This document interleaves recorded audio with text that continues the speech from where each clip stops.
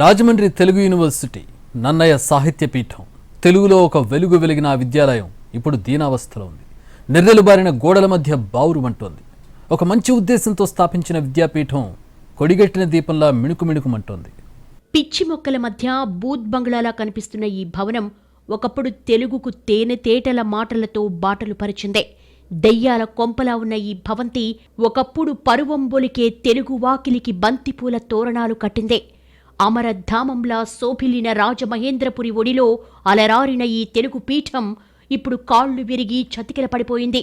వేదంలా ఘోషించే గోదావరి తీరాన సాహిత్యం సుసంపన్నమైన మాగాణంలో అక్షరాలు నెర్రెలుబారి వెర్రిచూపులు చూస్తున్నాయి.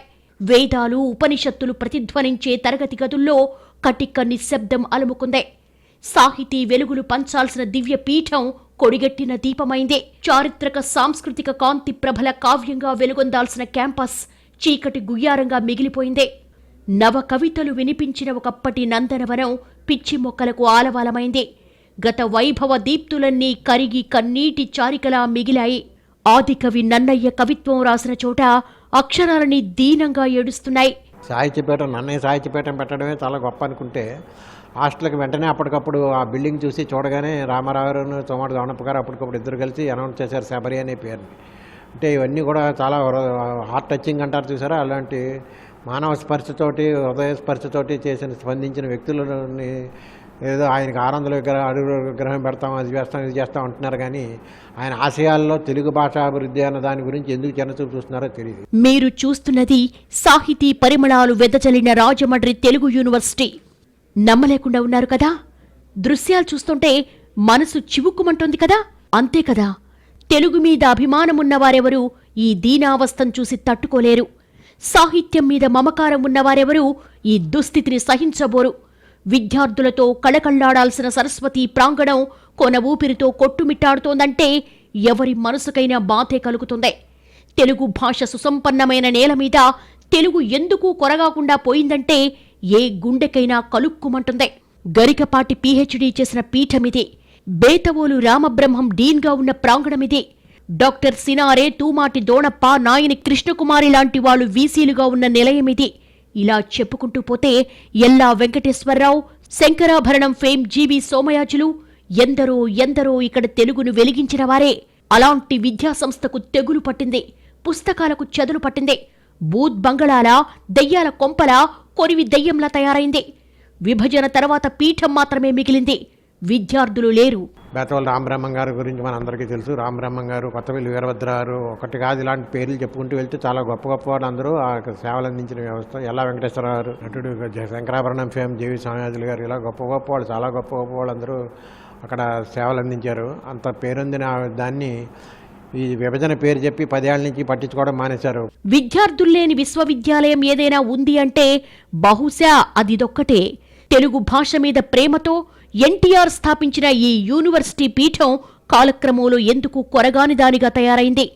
అధ్యయన సంస్థలను బలోపేతం చేయాలన్న లక్ష్యంతో ఆనాడు దీన్ని నాంపల్లి తెలుగు యూనివర్సిటీకి అనుబంధంగా పెట్టారు.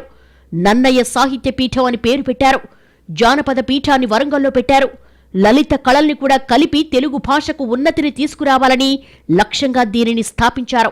కానీ గత 10 ఏళ్లుగా ఈ క్యాంపస్ను ఎవరూ పట్టించుకోలేదు. విశ్వవిద్యాలయం ప్రతిపత్తి కల్పిస్తున్నాం అన్నారు, కానీ ఇంతవరకు ఆ ఊసేలేదు. ఇదేనా తెలుగు మీద ప్రేమని భాషాభిమానులు ఆవేదన చెందుతున్నారు. గత ఏడాది అడ్మిషన్లు లేవు, ఈసారి కూడా లేవు. ఆల్రెడీ మరి జూలై నెల అయిపోతుంది, అడ్మిషన్స్ టైం కూడా అయిపోయింది. ఇప్పటి వరకు వైస్ ఛాన్సలర్ని అపాయింట్ చేయలేదు, రిజిస్టర్ని అపాయింట్ చేయలేదు. మీరు తక్షణం వైస్ ఛాన్సలర్ని, రిజిస్టర్ని అపాయింట్ చేసి అడ్మిషన్స్కి నోటీస్ ఇవ్వాలని చెప్పి మేము డిమాండ్ చేస్తున్నాం. ఇదొక విశ్వవిద్యాలయం అని చాలా మందికి తెలియదు. కనీసం బోర్డు లేదు, ఉనికి లేదు. తోటమాలి, వంటతనితో కలిపి 10 నుంచి 12 మంది స్టాఫ్. వాళ్లు కూర్చోడానికి 4 టేబుళ్లేశారు. లైబ్రరీలో గ్రంథాలకు చెదలు పడుతున్నాయి. 45 ఎకరాల స్థలంలో 25 ఎకరాలు కలెక్టరేట్ ఏర్పాటు చేశారు. వాంబే గృహాల నిర్మాణానికి మరో 15 ఎకరాలు తీసుకున్నారు. మరో 10 ఎకరాలు గోదావరి గ్యాస్ కన్స్ట్రక్షన్కు వెళ్లాయి. మరో 10 ఎకరాలు అగ్రికల్చర్ యూనివర్సిటీ కేటాయించారు. 20 ఎకరాల్లోనే భవనాలు, కార్యాలయాలు ఉన్నాయి. వీటిలో చాలా వరకు శిథిలావస్థకు చేరుకున్నాయి. మొత్తం 33 కోర్సులు ఉండాల్సిందే. కేవలం 3 కోర్సులతోనే 2023 వరకు తరగతులు కొనసాగాయి. ఇప్పటికైనా దీనిని యూనివర్సిటీ స్థాయికి తీసుకురావాలని భాషాభిమానులు కోరుతున్నారు.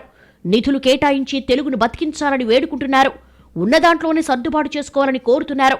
ఇప్పుడు తెలుగు విశ్వవిద్యాలయానికి సంబంధించినటువంటి ఏదైతే స్థలం గతంలో సేకరణ చేసి విశ్వవిద్యాలయం కింద ఉందో ఆ స్థలం కూడా ఇప్పుడు రకరకాల అవసరాల కోసం సగం స్థలం పైబడి వాడేశారు దాంట్లోని. అందుకని విశ్వవిద్యాలయానికి సంబంధించి స్థలాన్ని పదిలపరచడం, ఆ స్థలాన్ని సద్వినియోగపరిచేలాగా దానికి వైస్ ఛాన్సలర్ నియమించడం, అన్ని రకాల కోర్సుల్ని తీసుకొచ్చి దాంట్లో పెట్టడం, యూనివర్సిటీ స్థాయి హోదాకు తగ్గట్టుగా అన్ని రకాల పద్ధతుల్ని తీసుకొచ్చే పని చేయాలి. ఆ రకంగా చేస్తేనే దాని పూర్వవయం వస్తుంది. విభజన తర్వాత విశ్వవిద్యాలయం ప్రాభవాన్ని కోల్పోయిందే. పైగా తెలుగు పీఠాన్ని తిరుపతికి తరలించాలని అప్పట్లో భావించారు. ఇక్కడే ఉంచాలని కొందరు ఆందోళన చేశారు. యూనివర్సిటీ దుస్థితిపై లోకల్ ఎమ్మెల్యేలకు వినతిపత్రం అందించారు. దీనిపై ఏపీ ప్రభుత్వం స్పందించింది. ఈ ఏడాది మే 23న రాజమండ్రి కేంద్రంగా పొట్టి శ్రీరాములు తెలుగు విశ్వవిద్యాలయానికి హోదా కల్పిస్తూ జీవో విడుదల చేశారు. గత ఏడాది అంటే టెక్నికల్గా అడ్మిషన్స్ ఆగాయి. ఈ సంవత్సరం అడ్మిషన్స్ కూడా అనుమతి వచ్చి అన్ని కోర్సులు ఇక్కడ హైదరాబాద్లో ఎన్ని కోర్సులు ఉన్నాయో అన్ని కోర్సులు కూడా రాజమండ్రి నుంచి ప్రారంభం కావాలని మేము ఆశాభావం వ్యక్తపరుస్తున్నాం.